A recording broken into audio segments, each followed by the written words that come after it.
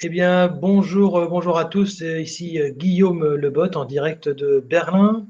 On va parler pendant trois quarts d'heure aujourd'hui de la ville de Washington. Pour ceux qui y sont déjà allés, ce sera un petit rappel. En tout cas, Washington, c'est une ville dont on a beaucoup parlé début janvier, avec d'une part les élections et puis bien sûr cette attaque sur le Capitole qui ont fait la une des journaux. Et c'est toujours une ville très très filmée dans les films hollywoodiens. Donc, ce qui fait que vous allez certainement revoir des images que vous connaissez. Hein. C'est donc Washington, c'est donc bien sûr la capitale fédérale américaine, qui est donc située sur la côte est, mais qui ne fait pas partie des 50 États américains. Elle dépend directement du Congrès, ce qui d'ailleurs on avait parlé de ça au moment des attaques sur les systèmes de police et d'organisation sont très différents. La particularité aussi de Washington, c'est qu'il n'y a pas de représentants, pas de sénateurs au Congrès. Et par contre, les habitants de Washington sont taxés comme les autres, ce qui fait que vous avez toujours cette inscription sur les plaques d'immatriculation, taxation without representation, on est taxé, mais on n'est pas représenté. Voilà, c'était une des principales particularités politiques et administratives de Washington, ville qui possède de nombreuses institutions, la Maison-Blanche, bien sûr, le Congrès, avec le Capitole et ses deux chambres, la Chambre des représentants et les sénateurs. Vous avez aussi la Banque mondiale, le FMI, la Cour suprême, le FBI, le Pentagone, qui n'est pas à Washington, mais en Virginie. Il y a aussi non loin Arlington. Donc, on va essayer de voir un petit peu tout ça. Il y a aussi deux autres institutions qu'il faut bien sûr mentionner quand on parle de Washington, au moins, tout du moins dans l'introduction. C'est la prestigieuse université qui s'appelle Georgetown, qui est au nord de la ville et qui date du XVIIIe siècle. C'est une des plus plus prestigieuses universités américaines. Et vous avez aussi une autre institution qui est très connue dans le monde entier, qui s'appelle la Bibliothèque du Congrès, qui est probablement la plus grande bibliothèque du monde. Donc là aussi, c'est à noter, bien sûr, pour les grandes institutions américaines de Washington. Et puis enfin, on en parlera aussi, au cours de cette petite présentation sur Washington, qui j'espère soit vous fera revivre ce que vous avez vu déjà ou vous donnera envie d'y aller. C'est la très forte différence entre les riches et les pauvres, et en particulier entre les blancs et les noirs. C'est une des villes où la différence entre les deux communautés est la plus grande, en tout cas entre les noirs et les blancs est la plus grande, et ça s'explique historiquement. On va essayer de comprendre pourquoi et comment. Donc en quelques mots, on va essayer de voir un petit peu l'histoire de la ville de Washington elle-même, comment elle a été choisie, créée à partir de rien. Vous allez voir, c'était un marais il n'y a pas encore si longtemps.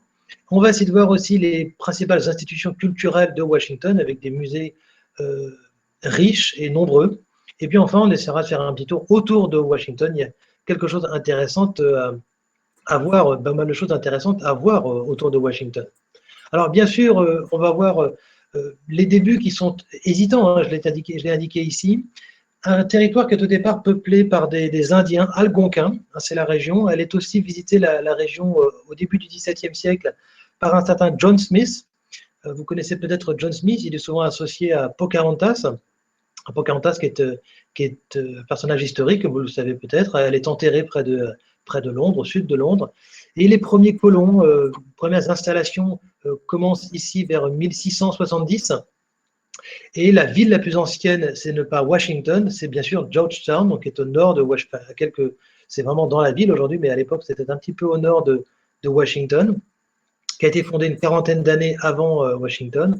Et l'autre ville aussi importante, qui est fondée quasiment au même moment, c'est Alexandria, qui se trouve au sud du carré, là, que vous pouvez voir, du carré sur une pointe. Alors, on fait du commerce au XVIIIe siècle, on fait du commerce de peau, de tabac, des produits coloniaux, hein, qui viennent notamment de cet état qu'on appelle le Maryland. Et puis, alors, avant le choix de choisir une capitale américaine pour ce nouvel État, le gouvernement américain a tout d'abord été, à la fin du XVIIIe siècle, itinérant. Alors d'abord, c'est Baltimore, vous avez ensuite Lancaster, il y a York, Trenton, Annapolis. Voilà, le gouvernement a été itinérant. Et puis finalement, on s'est décidé pour New York. C'était la première capitale américaine, enfin, en tout cas les plus stables. Si vous connaissez la bourse de Wall Street, c'est juste à côté. Vous avez un grand bâtiment, la première capitale américaine. Donc là, vous pouvez le visiter. C'est un musée aujourd'hui. C'est vraiment quelques mètres de la bourse de Wall Street. Et puis ensuite, il a été décidé de revenir sur la ville la plus ancienne des États-Unis, qui était à l'époque Philadelphie, qui a été donc la deuxième capitale fédérale américaine. Puis finalement, la capitale, quand on regarde la carte, vous voyez, la Pennsylvanie est sur la carte à gauche en orange. La Pennsylvanie est relativement au nord et les sudistes étaient mécontents d'avoir une capitale aussi au nord. Donc finalement, les habitants du sud et ceux du nord ont tenté de trouver un accord qui satisfasse les deux parties. Et donc ils ont décidé de prendre cette carte des 13 colonies et de choisir un point vraiment central. Et donc ça a été décidé donc, un petit peu au milieu de nulle part, donc près de la ville de Georgetown, à la frontière donc sur le Potomac, à la frontière entre le Maryland et la Virginie, et donc une ville avec une forme très curieuse, vous voyez, un carré posé sur la pointe, et c'est en 1790 qu'on a trouvé cet accord donc d'une ville construite un petit peu au milieu de nulle part, en forme de carré, qui soit vraiment décidé à poser sur le Potomac en plein milieu de ces 13 colonies.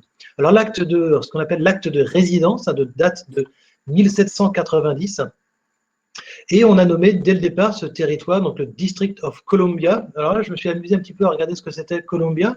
Vous connaissez tous au moins ce logo de Columbia Pictures. En fait, Columbia, c'était le nom donné, non officiel, mais donné à l'Amérique, surtout au XVIIIe siècle, et puis tout au long du XIXe siècle. Aujourd'hui, on a un petit peu perdu ce nom de Columbia, qui était un petit peu l'équivalent de la Marianne française, on pourrait dire.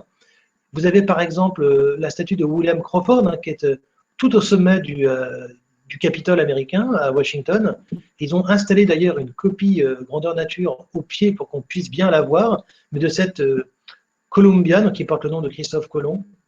Et puis aussi, quand on regarde un petit peu j'ai un petit peu étendu ma réflexion sur la Wonder Woman, qui est finalement, d'ailleurs, elle emporte tout à fait les couleurs du drapeau américain sur son short, et cette première apparition de Wonder Woman, qui est une sorte de Columbia moderne, si on veut, District of Columbia, que l'on distingue souvent parce qu'il y a un État aussi, notamment Seattle, sur la côte ouest, tout au nord, près de la frontière canadienne, c'est l'État de Washington. Donc, ce qui permet de bien distinguer Washington DC, permet bien de distinguer donc l'État de Washington de la capitale fédérale. Voilà, alors, en effet, ce début hésitant, là, je vous ai mis deux documents qui sont assez curieux. On voit notamment cette vue, tout début 19e, de ce à quoi pouvait ressembler les environs de Washington avant la création de la ville. Et puis, on a aussi cette première carte, carte de Washington en 1792, où l'on repère déjà, je ne sais pas si vous voyez bien, mais à gauche de cette carte qui se trouve à droite, on voit déjà la ville de Georgetown, qui est donc tout à gauche, et vous avez les premières rues de Washington qui sont dessinées, tracées un petit peu au milieu de nulle part, dans le marais, donc dans ce coude du Potomac, qui s'appelle Potomac avec un W à l'époque. Alors, on va faire appel, c'est George Washington qui va faire appel à un Français, donc les Français sont en général très fiers de cet élément à Washington. Il va faire appel donc à cet architecte français qui s'appelle Pierre-Charles L'Enfant, qui est probablement venu avec Lafayette, et il va lui proposer donc de réaliser un plan de cette future ville, qui est un tracé orthogonal des rues, donc des avenues qui sont vraiment tracées à l'équerre, qui fait on peut ménager des places à la fois triangulaires, carrées, et qui est un plan, donc lui-même était franc-maçon, et donc tout à fait sur un modèle maçonnique, avec un plan qui s'articule autour de deux points principaux. D'un côté, vous avez la Maison Blanche, ce qu'on appelait à l'époque la President's House, donc la maison du président, et puis le Congrès, non loin de là, sur une sorte de colline qui renvoie à cette idée de ce que les Américains appellent City upon a Hill, c'est-à-dire la colline la maison sur une colline, qui est en fait une image ni plus ni moins de l'Amérique. Et vous avez cet axe est-ouest qui permet d'avoir le soleil qui éclaire le Capitole le matin et qui éclaire aussi le soir au coucher. Alors c'est un plan très visionnaire de Pierre-Charles L'Enfant, en effet, qui permet déjà d'anticiper cette croissance de la ville qu'elle aura au fil des années, ce sera très lent. Vous allez voir que jusque très très tard dans le 19e siècle, la ville sera tout à fait minuscule. Et puis il y aura ensuite quelques différents, pour terminer là-dessus, quelques différents entre George Washington et Pierre-Charles l'Enfant. Il aurait abattu la maison d'un promoteur, ça s'est mal passé. Alors finalement, le plan sera un petit peu transformé, mais l'esprit va être conservé. Pour bien marquer l'importance de l'héritage de Pierre-Charles l'Enfant, il a été ménagé, donc on le voit bien ici dans la photo de droite, sur la Freedom Plaza. C'est la place qui se trouve juste en face de l'hôtel de ville de Washington. Et ils ont carrément dessiné une partie du plan de Pierre-Charles l'Enfant dans le sol en marbre de la place, et notamment cette avenue qui part en biais et que l'on voit ici dans le pavement de la Pennsylvania Avenue, qui était à l'époque très importante. Donc voilà, très rapidement, on va avoir en effet des bâtiments qui sont construits. J'ai ici illustré cette pose de la première pierre du Capitole par George Washington, par une illustration de Alvin Cox, qui est une peintre qui a réalisé des peintures dans le Parlement à la fin du XXe siècle, vous voyez, dans les années 1970. Et on voit, donc, elle a un petit peu, cette peintre a un petit peu imaginé la pose de cette première pierre au cours d'une cérémonie maçonnique. D'ailleurs, les deux acteurs principaux de la scène, Pierre-Charles l'Enfant à droite et Washington à gauche, portent tous les deux un tablier de maçon. On dit d'ailleurs que le tablier de Washington aurait été tricoté, cousu par la femme de Lafayette. C'est un peu de la petite histoire. Néanmoins, on peut voir que ce sont en effet les deux bâtiments qui sont en illustration ici. Ce sont les deux premiers bâtiments qui sont construits quasiment à Washington. Donc, en effet, ce premier Capitole par cet architecte qui s'appelle Latrobe, Benjamin Latrobe, qui est un architecte américain qui a gagné le concours de cette prestigieuse institution. Puis, je vous ai mis à côté une photo d'un bâtiment français près de Bordeaux, le château de Rastignac, qui semblerait-il serait une source d'inspiration pour la Maison Blanche. Alors, on n'est pas tout à fait sûr, parce qu'évidemment, l'architecte de la Maison Blanche n'est jamais venu en France. Mais par contre, on sait que Jefferson est venu dans la région de Bordeaux à cette époque-là. Il est tout à fait probable qu'il ait peut-être vu les plans ou qu'on lui aurait parlé de cette maison, de cette maison prestigieuse. Mais en tout cas, c'est pas impossible, mais c'est pas vérifié. Alors, un élément important qui est souvent là aussi très présent dans l'imaginaire américain, l'incendie de 1812, le tableau du centre de l'image ici de George Munger, President House, donc en 1812, est présente, c'est une aquarelle qui est toujours exposée donc, à la Maison Blanche. Là aussi, les Américains la connaissent bien.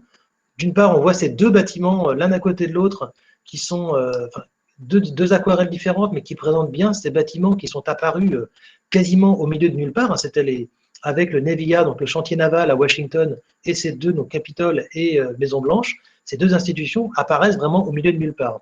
Alors pourquoi il y a eu un incendie en 1812 de ces deux grands bâtiments?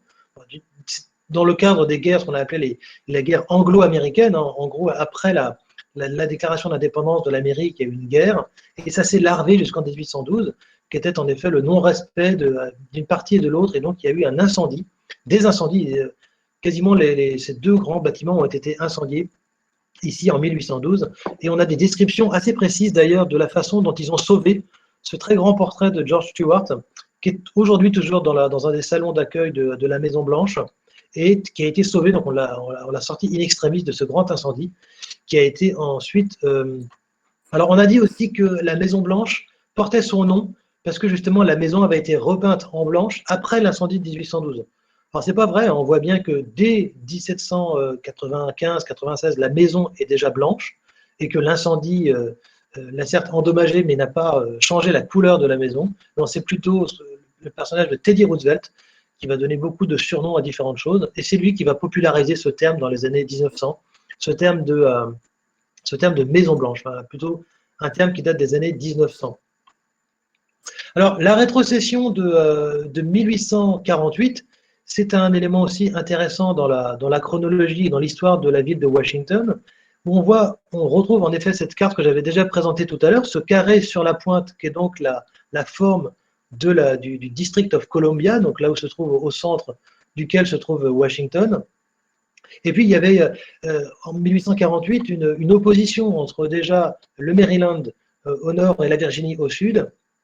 Et il y avait Alexandria, donc, que l'on voit qu'elle est à la toute pointe sud de ce carré sur la pointe, à la toute pointe sud, Alexandria, qui était un centre esclavagiste, donc encore au 19e siècle, en 1848, ne voulait pas être rattaché politiquement à Washington, qui commençait déjà à avoir des velléités anti-esclavagistes. Et puis, il y avait aussi des histoires que les pro-esclavagistes avaient une courte majorité au comité de Virginie, et il fallait absolument récupérer Alexandria. Donc c'est intéressant de voir que déjà en 1848, on a déjà les lignes de rupture entre le nord et le sud, et Washington devient déjà, presque une vingtaine d'années plus tôt, enfin une quinzaine d'années avant la guerre de sécession, ou la guerre civile, comme ils l'appellent ici, là-bas en Amérique, cette idée que le nord et le sud vont trouver leur opposition sur cette question de l'esclavage, et notamment avec cette question de la capitale fédérale qui se trouve un peu au cœur du problème. La vue au centre de l'image ici, là, avec c'est aussi un tableau qui se trouve dans la Maison Blanche, où l'on voit de façon très intéressante une vue de Washington, donc au milieu du siècle, du 19e, avec là, alors le peintre se situe à peu près à l'endroit où se trouve aujourd'hui le Pentagone, pour vous situer. Et on voit sur cette vue assez générale, assez sympathique, d'une part le Navy Yard, en tout cas le chantier naval au bord du Potomac, c'est cette construction blanche au bord du fleuve, et puis les deux constructions qui sortent vraiment quasiment au milieu de nulle part, le Capitole sur une colline, et de l'autre côté de la colline, sur une autre colline un petit peu en face, la Maison Blanche. Vous voyez encore qu'en 1833, ça reste vraiment très très embryonnaire. Alors malgré tout, malgré l'opposition et donc ce qu'on appelle la rétrocession en 48, ils ont construit ce mémorial de Washington au plein centre de la ville, cette sorte d'aiguille qui marque vraiment le centre à la fois symbolique et géographique de la ville de Washington. Alors peut-être que je n'ai pas précisé suffisamment clairement, je me rends compte de ça, que cette rétrocession, en fait, concerne cette partie en jaune sur la carte qui a donc été rendue à la Virginie. Ce qui fait qu'aujourd'hui, le carré parfait dans lequel devait s'inscrire au départ Washington DC a disparu en 1848 et il a été amputé d'environ un tiers ou un quart de sa surface, a été rendu à la Virginie. C'est ce qui fait que Arlington, le Pentagone et pas Mount Vernon, mais ces deux institutions se trouvent sur le territoire, en dehors du territoire de Columbia, du District of Columbia, alors qu'au départ, ils avaient été conçus pour y être, bien sûr. Alors, le grand moment d'identification et de création d'identité américaine, c'est bien sûr ce qu'on appelle en français la guerre de sécession, mais que les Américains appellent la Civil War, donc la guerre civile, avec ici une guerre civile qui a largement contribué aussi à ce que Washington devienne la capitale fédérale. Enfin, en tout cas, même si elle l'était déjà auparavant, depuis quasiment une cinquantaine d'années, c'était pas encore tout à fait ancré dans les esprits. D'une part, la capitale avait déjà été itinérante, donc il était possible de la déménager. D'ailleurs, à la fin de la guerre, on parle encore de déménager la capitale. Mais néanmoins, cette guerre civile va en effet largement contribuer en tout cas à faire apparaître, à faire émerger Washington tel qu'on la connaît aujourd'hui, avec notamment l'arrivée du chemin de fer et tous ces soldats qui vont venir défendre la capitale fédérale. Il y a aussi beaucoup d'architectes qui vont être amenés ici à Washington pour justement construire donc, des bâtiments, mais surtout aussi des remparts, des murailles autour de la ville qui vont exister pendant près d'une vingtaine d'années pour défendre cette capitale fédérale attaquée par le sud.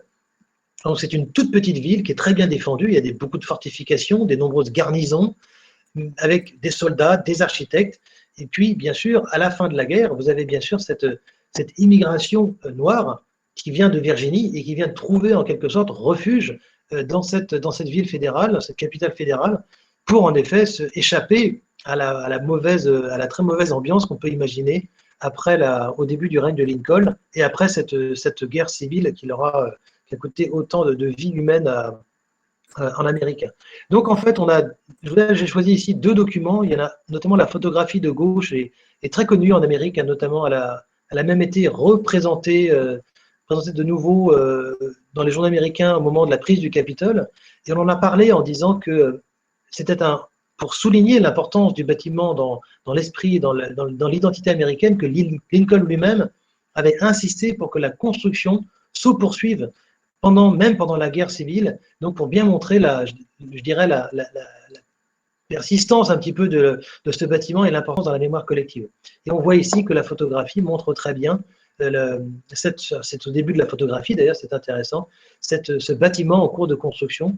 Et aussi on voit le mall, hein, en fait, ce qu'on voit ici c'est le mall, pour ceux qui connaissent, c'est toujours cette grande pièce d'eau entre le Capitole et le mémorial de Lincoln.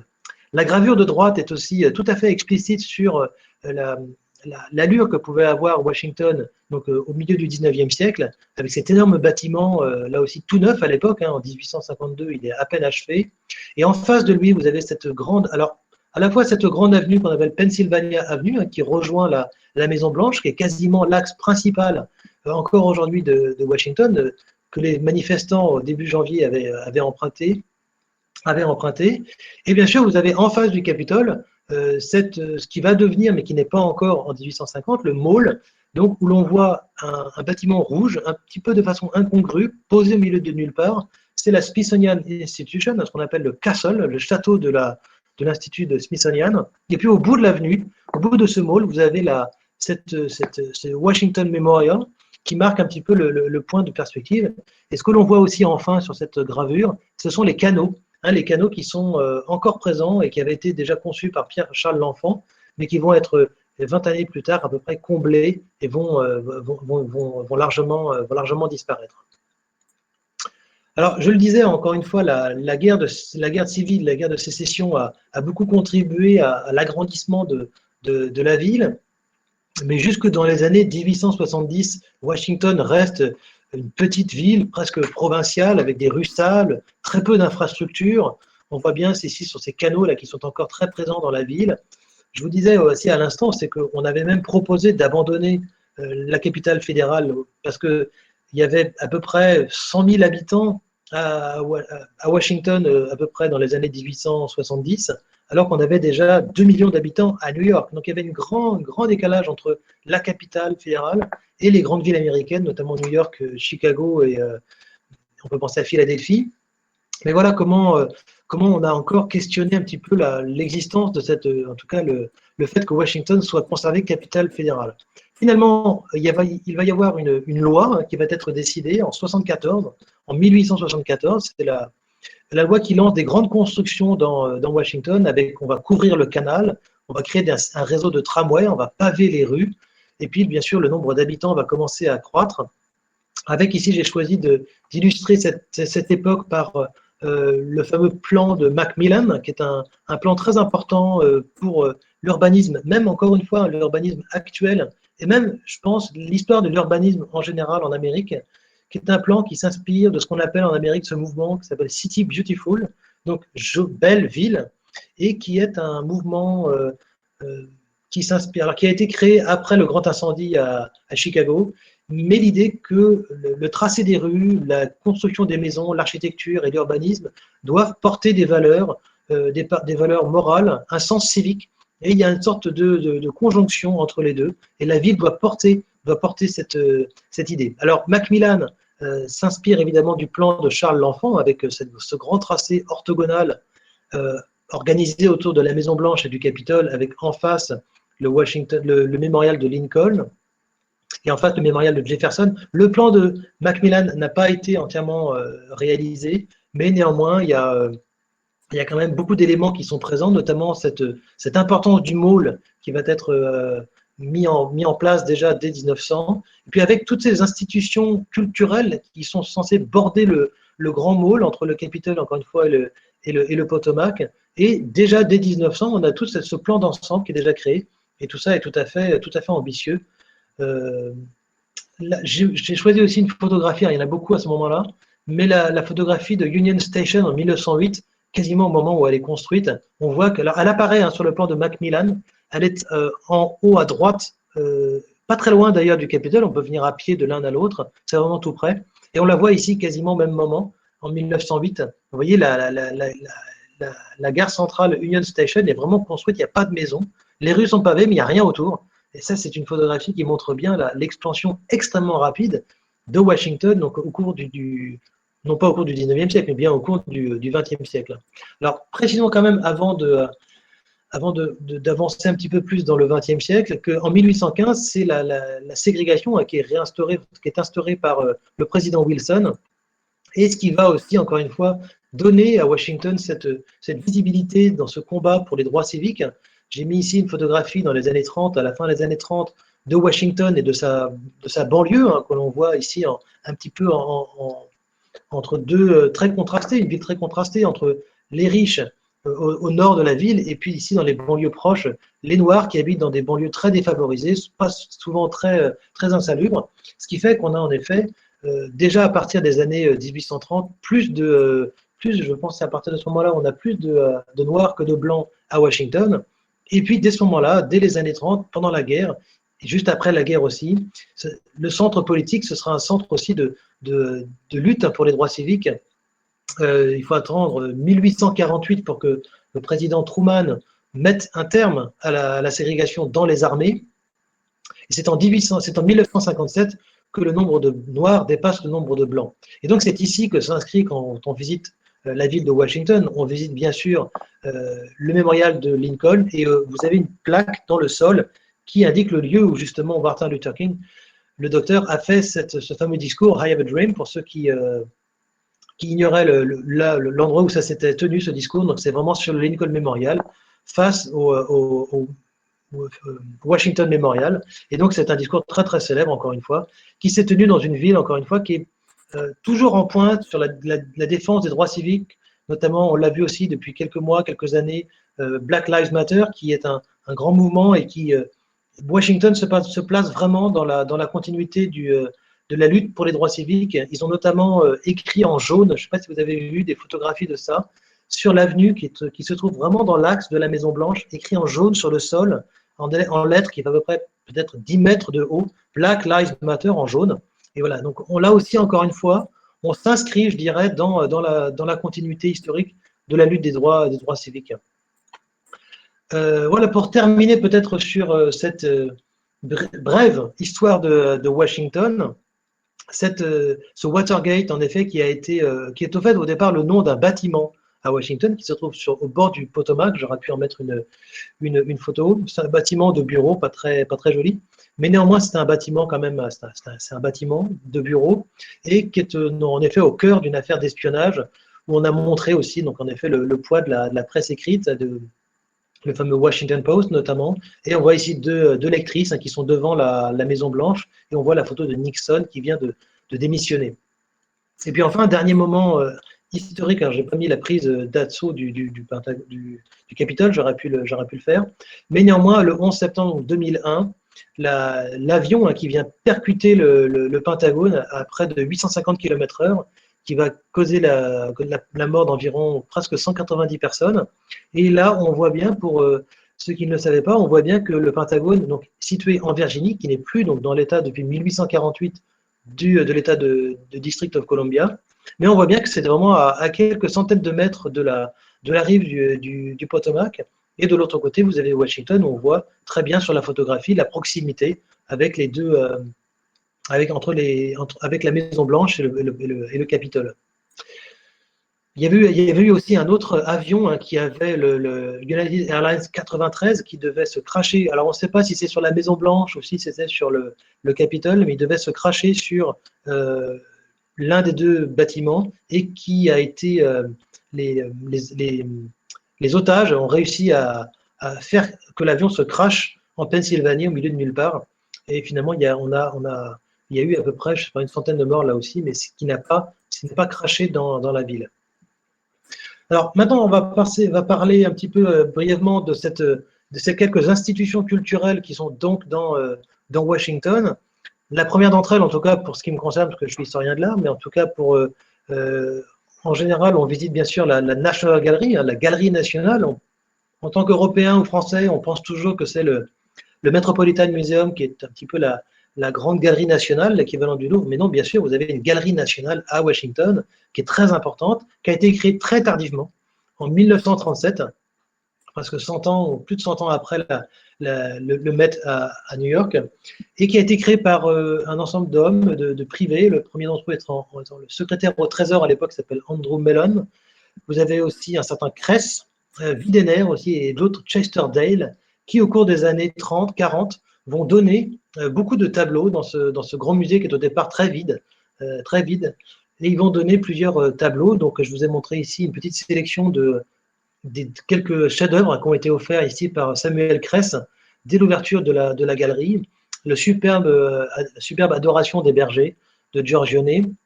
Tableau très subtil, très coloré. Il est presque aussi coloré que ce que vous voyez à l'écran, très lumineux, très transparent presque. On en a une copie à Vienne, en Autriche, mais la version originale est plutôt celle de Washington, est beaucoup plus belle, beaucoup plus colorée. Et c'est un très beau tableau qui s'est trouvé pendant très longtemps dans une collection anglaise, et elle a été achetée ici au milieu du XXe siècle. Autre tableau qui est plus grand, beaucoup plus grand que le Giorgione, c'est un tableau qui avait été probablement commencé par Giorgione, et comme il est mort très jeune, vous le savez, en 1510, il a été continué et transformé, pas mal d'ailleurs par Titien. On a des radiographies du tableau qui nous montrent les transformations. C'est un tableau qui a un historique incroyable, qui a été commandé par le duc de Ferrare. Il a été longtemps aussi dans une collection britannique, et il est arrivé ici en 1942. Voilà, j'ai indiqué la date.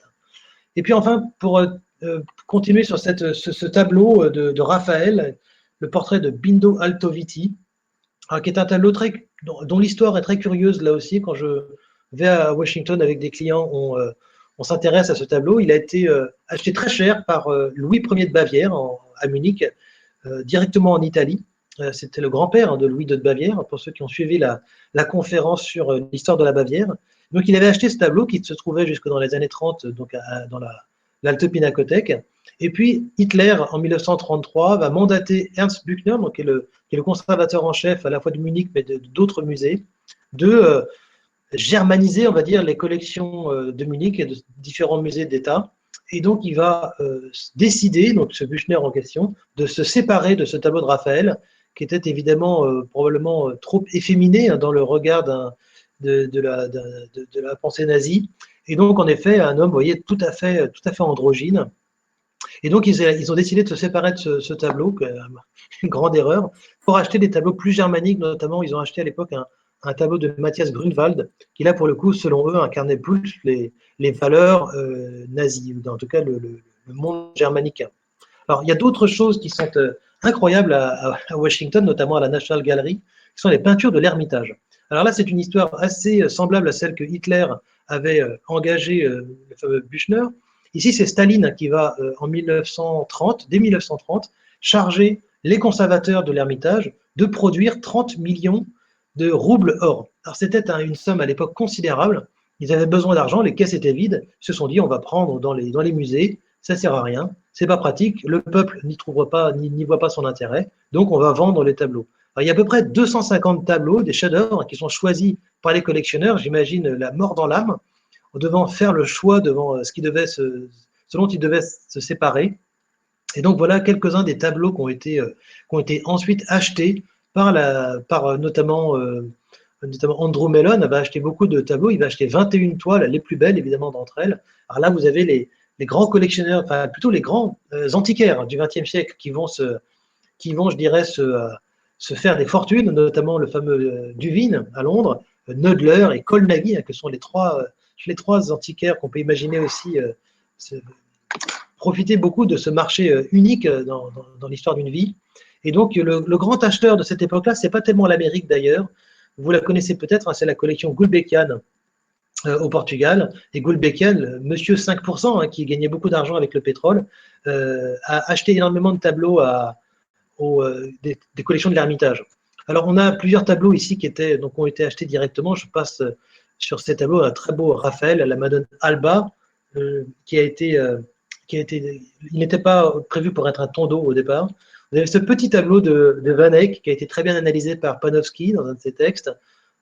L'atelier de Velázquez, ici un très beau portrait du pape Innocent X, et puis cette Vénus au miroir de Titien. Là aussi, la radiographie a montré que le tableau était dans l'autre sens au départ, et c'était un portrait d'homme.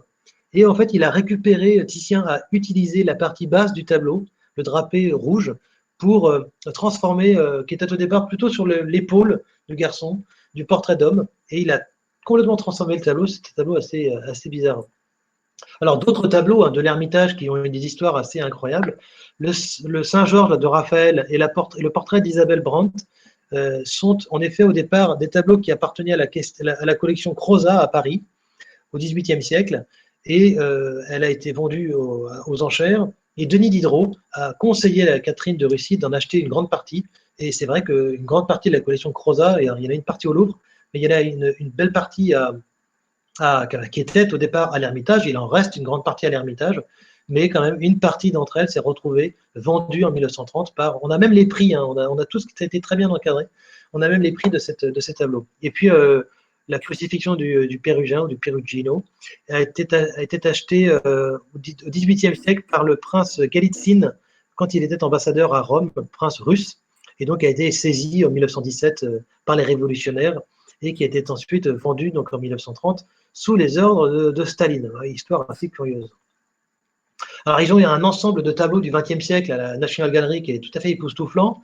J'en ai choisi un petit peu trois, un petit peu au hasard. Pas tout à fait au hasard pour la famille des Saltimbanques, qui a une histoire assez amusante. On a quelques minutes pour vous la raconter. C'est un tableau donc, de 1905 de Picasso et qui a été acheté par une association créée par André Level, qui s'appelle, avec un titre très très bien trouvé, qui s'appelle La peau de l'ours. Ils avaient acheté, c'était environ une trentaine de personnes qui se sont associées pour acheter des tableaux. Il y avait beaucoup de tableaux, hein, peut-être une centaine de tableaux qui avaient été achetés. Et l'idée, c'était qu'on garde les tableaux pendant 10 ans et en 1915, on les revend pour faire évidemment un peu d'argent, un peu de spéculation. C'était aussi un petit peu pour s'amuser. Et donc, la famille des Saltimbanques a été, je crois, achetée par c'est Chester Dale qui a acheté la collection, qui a acheté ce tableau en 1915, je crois, ou un petit peu plus tard. Et je crois que c'était un des premiers coups financiers, en tout cas liés à l'avant-garde, à Paris en 1915. André Level, La peau de l'ours, c'est une histoire assez amusante. Vous avez aussi des tableaux de Hopper, qui est un des premiers artistes, on va dire, contemporains, qui est acheté par la National Gallery. Un très beau tableau qui a été ici offert par John Hay Whitney, qui donne son nom au Whitney Museum à New York. Et puis vous avez un très très beau Hopper, un très très beau Pollock, très très grand, qui occupe quasiment tout le pan d'une salle, très très grand tableau, qui a été offert, qui était au départ la collection d'un peintre qui s'appelle Osorio, qui était un ami de Jackson Pollock. Il a été acheté ensuite en 1976. Alors, il y a une autre collection de peintures tout à fait époustouflante et très curieuse à Washington. Il faut absolument la voir aussi. C'est la Phillips Collection, la collection de M. Phillips, qui était un héritier des aciéries et de l'acier en Amérique. Il a fait beaucoup d'argent. Enfin, ses parents, plutôt, ont fait beaucoup d'argent. Lui-même était plutôt versé dans cette collection. Il a acquis beaucoup de tableaux au cours des années, surtout les années 30, 50, et il a tout de suite pensé que sa collection deviendrait un musée. Donc c'est toujours à des fins, on va dire, pédagogiques, un petit peu dans l'esprit du Dr Barnes à Philadelphie, qui lui aussi acquérait beaucoup de tableaux à cette époque-là, aussi à des fins, on va dire, philanthropiques. Alors, sa principale acquisition, je pense que tout le monde la connaît pour différentes raisons, cette toile, le déjeuner des canotiers, qui se trouve, si vous ne le saviez pas, donc, dans la collection Phillips à Washington. Un très grand tableau, on l'on voit notamment à gauche, ici, la future Aline Charigot, la future femme de Renoir. Vous avez derrière le jeune homme qui a un canotier qui est assis, qui est debout. C'est le fils des patrons de cette petite brasserie. Et vous avez en face le peintre Caillebotte, qui est un petit canotier qui est sur une chaise à l'envers. Et puis au fond, on pense que c'est Charles Efrusier de Rothschild, qui est au fond avec un chapeau haute forme, un tableau qui est très très beau. Hein. D'ailleurs, il y a une discussion assez amusante qui est rapportée souvent en histoire de l'art avec le docteur Barnes, qui avait beaucoup de Renoir. Et le docteur Barnes dit au monsieur Phillips, il dit « Ah, vous n'avez qu'un Renoir ?» Et Phillips lui répond « Oui, mais c'est le seul dont j'ai besoin. » Un tableau assez émouvant qui a été bien filmé par Jean-Pierre Jeunet dans Le fabuleux destin d'Amélie Poulain. Et puis d'autres tableaux, mais il y en a bien d'autres, des très très beaux tableaux de l'intérieur au rideau égyptien de Matisse, très grand tableau. Il y a aussi beaucoup de tableaux de Bacon. Vous avez une grande série de Rothko aussi qui ont été achetés dans les années 50. Voilà, beaucoup de belles choses à la collection Phillips, qui fait partie de ces grandes collections privées américaines. Alors, vous avez aussi, bien sûr, d'autres institutions muséales à Washington. La principale d'entre elles, quasiment l'une des premières du monde, hein, c'est le Smithsonian Institute. Alors ça, c'est en effet un musée très curieux. Enfin, la fondation est très curieuse. Ça a été créé en 1846 avec ce qu'ils appellent ici ce castle, donc le château qui a été créé. Vous l'avez peut-être vu, vous vous rappelez sur cette aquarelle où l'on voit le château au milieu du mall, un petit peu au milieu de nulle part. Et c'est un type qui s'appelle donc James Smithson, qui est originaire de Oxford en Angleterre, qui a fait je ne sais pas de quelle façon il a fait une grande fortune. En tout cas, il n'a jamais mis le pied en Amérique, mais il a décidé quand même néanmoins de donner toute sa fortune avec un legs très précis sur l'idée de construire une institution culturelle pour un pays neuf et pour l'éducation du plus grand nombre. Donc l'Amérique a reçu, l'État fédéral a reçu donc au milieu du 19e siècle une très grande somme d'argent, et donc le Smithsonian Institute est géré par l'État fédéral. Il y a exactement 19 musées et galeries, il y a 142 millions d'objets qui sont prêtés dans environ tous les États américains. À peu près 200 institutions culturelles en Amérique bénéficient de cette manne. Ça emploie quand même, j'ai regardé, 6500 personnes, c'est énorme, et il y a environ 30 millions de visiteurs par an.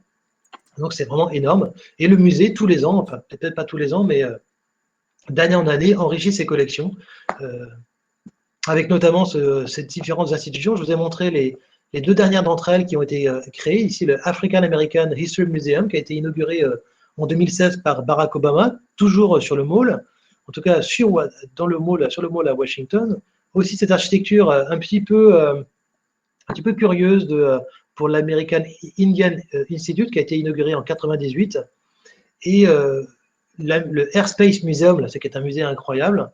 Vous avez aussi le musée d'histoire naturelle qui a été construit à cette époque-là et qui fait partie donc de ce Smithsonian Institute, qui a été filmé dans cette série de films qui s'appelle La nuit au musée. Ça fait partie de ces films, ça fait partie de ces scènes, et tout ça, ça a été filmé et ça fait partie du Smithsonian Institution. Alors, il y a beaucoup de ce qu'on appelle des mémoriaux à Washington. On les visite en général presque tous. Pas tous, mais en tout cas, ceux que j'ai mis en photo, on les visite quand on visite Washington. Le premier d'entre eux, en tout cas l'un des plus célèbres, c'est évidemment ce United States Marine Corps War Memorial de 1954, qui s'inspire d'une photographie qui avait remporté le prix Pulitzer à l'époque, en 1954, de Joe Rosenthal, en 1953, pendant la guerre. Et se trouve, je crois qu'il se trouve dans Arlington. C'est près d'Arlington, en tout cas c'est en Virginie. Le principal qui apparaît souvent dans les films, c'est le mémorial pour la guerre du Vietnam, les vétérans de la guerre du Vietnam, en 1982. Alors ça avait fait beaucoup parler de lui, il y avait beaucoup de controverses sur ce mémorial, parce que vous voyez, il n'y a pas de statue, c'est pas honorifique, enfin c'est pas honorifique, c'est pas aux héros, il n'y a pas de représentation de soldats, il y a juste une sorte de pointe de flèche ménagée dans le sol, et ça a été fait par une jeune femme américaine, mais d'origine chinoise, qui a à l'époque 22 ans. Alors ça avait beaucoup parlé, elle est toujours active, Maya Lin, et c'est un très beau mémorial, assez émouvant, dont tous les noms des soldats sont présents. Il y a toujours des vétérans de la guerre du Vietnam qui sont là, qui sont avec... alors c'est un mélange un peu de punk vétérans. Ils ont des allures un peu bizarres. Ils ont toujours des grosses barbes. C'est un peu bizarre. Et puis dans les années 95-90, ils se sont un petit peu... ils ont un peu écouté les critiques qui leur avaient été faites à l'égard, notamment pour ce mémorial du Vietnam. Et le mémorial pour la guerre de Corée est beaucoup plus traditionnel, mais assez curieux là aussi. Vous avez un grand parc, et au milieu de ça, vous avez des statues en bronze ou en fonte de fer qui rendent hommage à tous ces soldats qui ont combattu en Corée. Et puis enfin, vous avez donc dernier moment de ma petite conférence et présentation de Washington. On a à peu près 3/4 d'heure, donc je suis en train de bien tenir le rythme. On a ce cimetière d'Arlington, qui est aussi une visite, un peu un passage obligatoire quand on visite Washington. C'est en effet la tombe des anciens combattants morts en service. C'est aussi C'est aussi un endroit intéressant. On voit sur la photographie centrale, notamment avec la tombe des Kennedy, le bâtiment tout en haut de la photographie au centre, qui est au fait un ancien, c'est l'ancien quartier général, l'ancien terrain sur lequel était bâti le quartier général du général Lee, donc général sudiste. Donc il y a aussi beaucoup d'histoires sur la guerre de sécession, la guerre civile, la guerre de sécession américaine, dans ce cimetière d'Arlington, qui est un endroit encore une fois très émouvant, là aussi très filmé dans les films américains. On a beaucoup d'images de ça. La tombe du soldat inconnu se passe évidemment ici, donc, qui domine le cimetière d'Arlington. Vous avez, j'ai noté 2 autres tombes qui sont aussi visitées par les visiteurs. Donc, c'est ouvert au public, hein, vous pouvez rentrer. Il faut être très silencieux. Il y a tous ces soldats qui, quand qu'il pleuve ou qu'il vente, ils sont toujours en train de veiller sur la tombe du soldat inconnu. Vous avez donc la tombe de Pierre-Charles l'Enfant, qui est enterré ici. Il y a une belle tombe du 19e. Et puis, un autre personnage inattendu, c'est Glenn Miller, hein, qui est mort au combat, lui aussi, pendant les affrontements, et je sais pas, après la guerre, pendant une guerre, je crois. Et il est enterré ici à Arlington. Et puis enfin, je terminerai avec la résidence donc, de George Washington, qui s'appelle Mount Vernon, qui est aussi sur le Potomac, mais c'est environ à une quarantaine de kilomètres au sud de Washington, où ici on voit le bâtiment principal, alors, qui semble en pierre, mais en fait il est en bois. C'est un bâtiment en bois. Alors, donc, on visite en général, quand on visite le bâtiment, on voit donc quasiment comment était une ferme au XVIIIe siècle, ferme esclavagiste. Hein, là, je pense qu'aujourd'hui, on ne cache pas cet héritage esclavagiste de Washington, même si l'on rappelle sans arrêt avant de mourir, que Washington a libéré ses esclaves. Mais néanmoins, voilà, ici un très beau tableau qui se trouve à New York, mais qui présente dans une grande conversation Lafayette et Washington, donc sur à Mount Vernon, dans la partie, alors, ce n'est pas la partie que l'on voit, mais qui est de l'autre côté sur le Potomac, une très très belle vue. Hein, vraiment, ils ont ménagé les espaces, ce qui fait qu'on n'a pas de problème de tours qui apparaissent. C'est vraiment un très très bel endroit dans Mount Vernon, c'est très agréable. Et vous avez enfin dans le vestibule d'entrée de Mount Vernon la clé offerte par Lafayette, la clé de la Bastille, qui est présentée dans cette petite boîte du XVIIIe siècle, très émouvant. Et c'est un bel objet hein, qui rappelle un peu les liens aussi qui lient depuis très longtemps donc l'Amérique à la France. Voilà, écoutez, c'était une petite et brève présentation de Washington. Je vais peut-être regarder si vous avez des questions. Est-ce que Mélanie peut-être reprend la main et me demander si vous avez des questions? Ou peut-être dans le chat, je les vois à l'instant, vous pouvez me poser vos questions. Oui, je vois que ça vous donne envie d'aller à Washington. J'espère que ça va arriver dans pas très très longtemps. Écoutez, je ne vois pas de questions particulières. Je vous remercie pour votre attention. J'espère vous revoir très bientôt. Je crois qu'il y a une autre conférence. Vous voyez, demain après-midi, on se retrouve pour ceux qui voudraient s'intéresser à Berlin. Donc, je vous parlerai, comme aujourd'hui, en direct de Berlin et on regardera ensemble, on étudiera ensemble l'histoire de cette ville superbe qui est avec un concentré d'histoire du XXe siècle. Donc, j'espère vous retrouver tous demain après-midi pour Berlin, presque 2 heures d'histoire sur Berlin. Voilà, à bientôt, merci beaucoup et j'espère vous revoir, encore une fois en direct, dans pas très longtemps. Au revoir.